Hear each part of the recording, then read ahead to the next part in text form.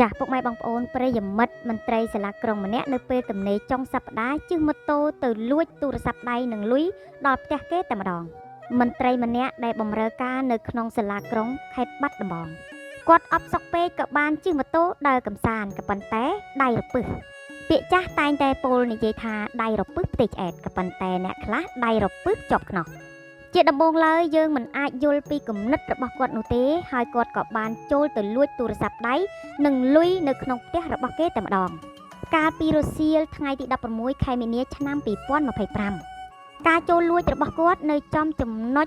ភូមិរស័យព្រះស្រុកកោះក្រឡ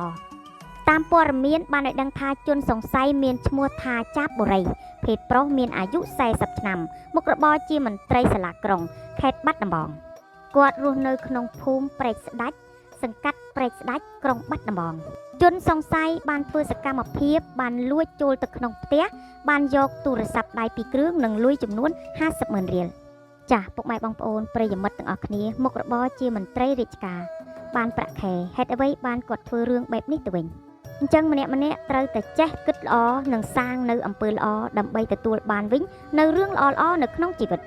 ដោយពុកម៉ែបងប្អូនប្រិយមិត្តបានឃើញចាក់ស្ដែងហើយបើសិនជាយើងសាងល្អគឺយើងទទួលបាននៅផលល្អក៏ប៉ុន្តែបើយើងសាងនៅផលអាក្រក់គឺយើងទទួលបាននៅអាក្រក់មកវិញ